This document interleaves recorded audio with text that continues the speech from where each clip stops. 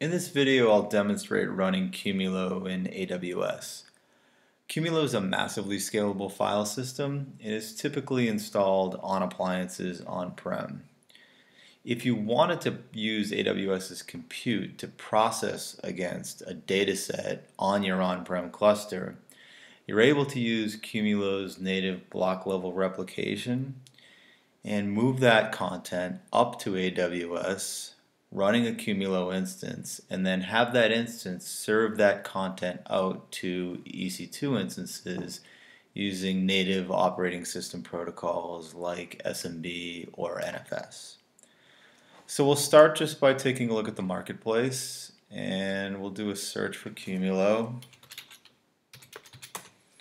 And here we see QF2 for AWS, the free edition.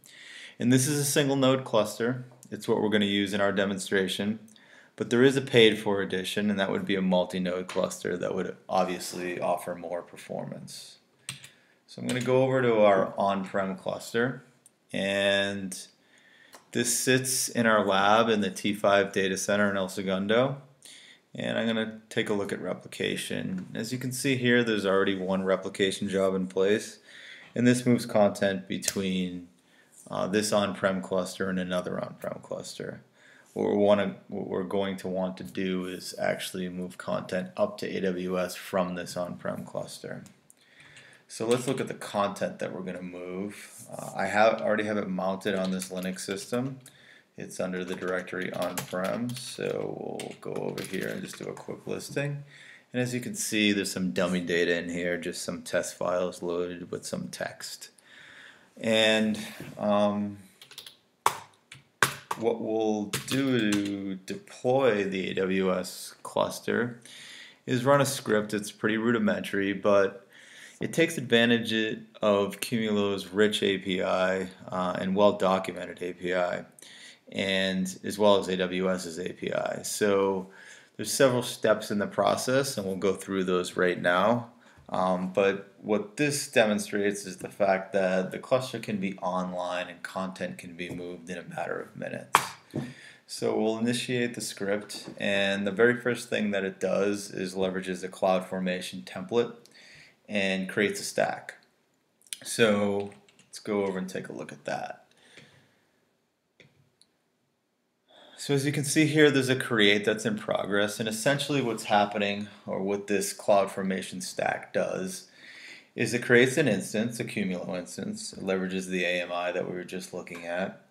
It creates a security group and associates that with the instance, and it loads that instance into a VPC.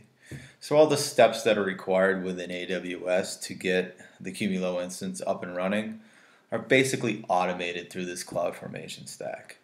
And the script just makes an AWS API call to initiate that stack.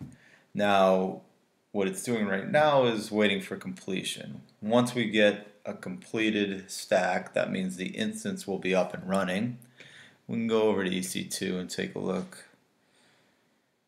And it actually appears as though that instance is running. So when that script checks back, it should see that the CloudFormation stack has completed, and it'll move on to the next step, which will be cluster creation.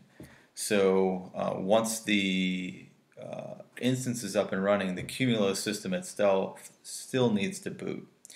And once it boots and the API starts responding, then we're able to initiate cluster creation. So as you can see here, the stack creation process is complete, and now we're just waiting for the Qumulo system to boot. So we see that the instance itself is running, but that the API isn't yet responding, and there we go, it's responding now. And the create cluster process took place after that, and essentially what that is going in and agreeing to an end user license agreement, naming the cluster, providing an administration password, etc. So as you can see, we're moving through the process pretty quickly now, and it's actually complete. So shortly after the cluster creation, we just made sure that we could get an auth key. That didn't happen right away, so we checked back. once the system was ready to provide an auth key. And this was just because the cluster was just being created. Normally you'd get an auth key within a second or less than that. The process after that was to create the replication. So we can go over to our on-prem cluster and we see that replication just completed. So that replication relationship was created between the on-prem directory and an AWS directory in the AWS cluster, and that content is all up there. So after that, we authorized replication, so we connected back to the AWS cluster and basically permitted replication to flow through. We created an export and we mounted that export. So let me just connect to the an AWS instance that we mounted that export on. And as you can see, we mounted it as /Qumulo. And if we go into Qumulo, all the files that existed on-prem now exist in AWS and can be processed against. So that's kind of a quick demonstration, relatively simple, relatively straightforward. Made some very simple API calls. I'm going to try to include those API calls in an overlay on this video. But if you have any questions at all, or would like to see a live demonstration, or would like help with anything related to Qumulo or automation or AWS, P1 Technologies is here to help. You can email me at Jeff, Jeff, at P as in Peter, 1 Technologies, that's plural, .com. So Jeff at P1 Technologies.